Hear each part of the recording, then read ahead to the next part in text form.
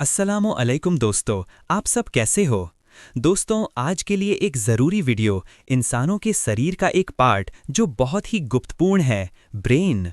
हाँ, ब्रेन के बारे में तो वीडियो शुरू करते हैं। मस्तिष्क और आत्मा, इस्लाम की रोशनी में चिंतन की दुनिया।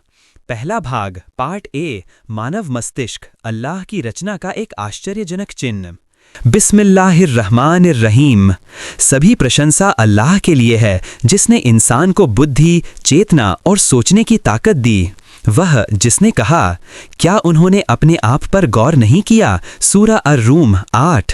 भाइयों और बहनों, आज हम बात करेंगे उस अद्भुत नेमत की जो हमें बाकी सारी मखलूकात से अलग करती है, मानव मस्तिष्क।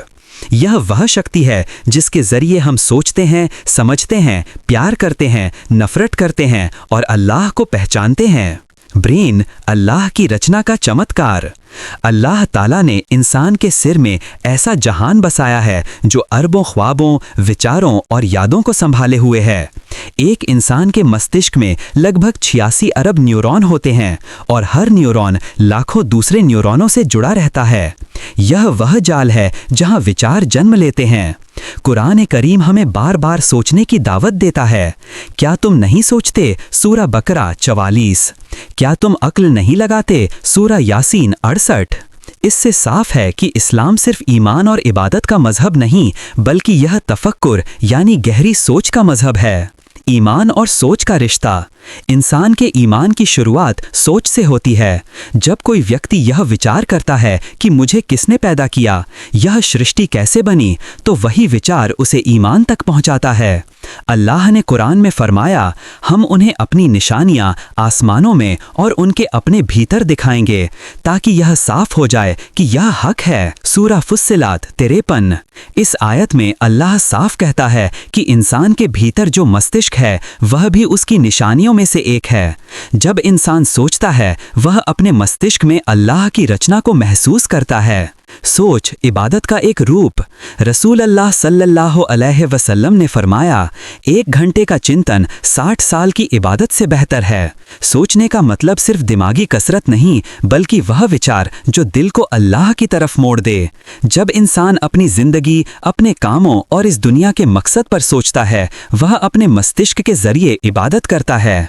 इस्लाम हमें सिखाता है कि हर अच्छी सोच एक सवाब का जरिया हो सकती है।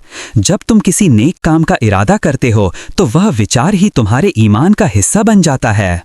मस्तिष्क की ताकत, अमल में तब्दील सोचना।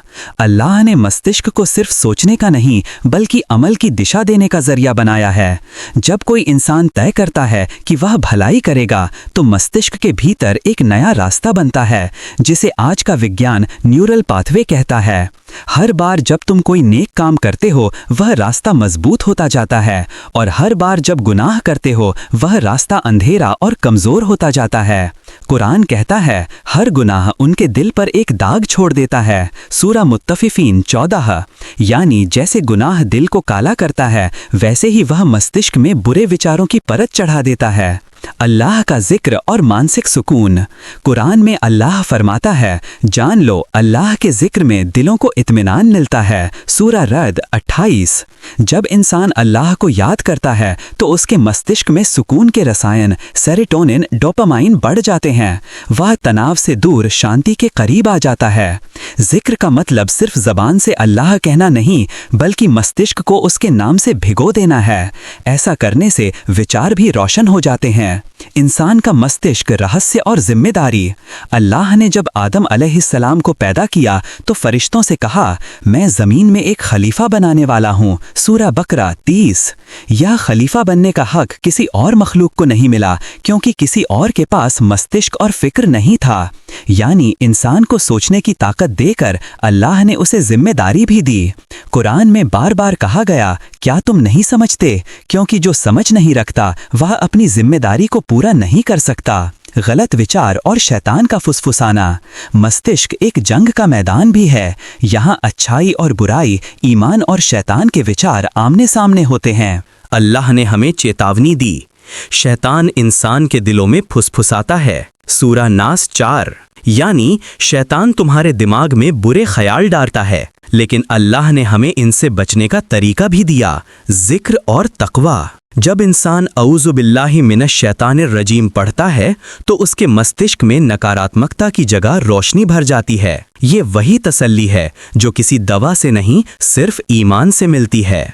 दुआ और सोच का संबंध। हर दुआ एक विचार से शुरू होती है। जब तुम सोचते हो या अल्लाह मुझे मदद दे, तो तुम्हारा मस्तिष्क अल्लाह से जुड़ने लगता है। ये मानसिक तरंगें दुआ को और गहरा बना देती हैं। रसूल सल्लल्लाहु अलैहि वसल्लम ने कहा, दुआ इबादत का सार है, क्योंकि दुआ में दिमाग, दिल और ज़बान तीनों मिलकर अल्लाह से बात करते हैं। भाइयों और बहनों, मस्तिष्क सिर्फ एक अंग नहीं, ये अल्लाह की अमानत है। जो सोच तुम्हारे भीतर उठती है वो या तो तुम्हें जन्नत के करीब ले जाती है या दूर कर देती है। इसलिए सोचो, मगर ईमान के साथ सोचो। अपनी बुद्धि को अल्लाह की किताब और रसूल सल्लल्लाहु की सुन्नत के ताबे करो, क्योंकि जब दिमाग और दिल दोनों अल्लाह की राह पर चलें, तब इंसान वो बनता है जिसके बारे में अल्लाह ने कहा, हमने इंसान को सबसे सुंदर रूप में पैदा किया। सूरा 3:4। दोस्तों, आज के लिए इतना ही। फिर मिलते हैं अगला वीडियो पार्ट बी लेकर।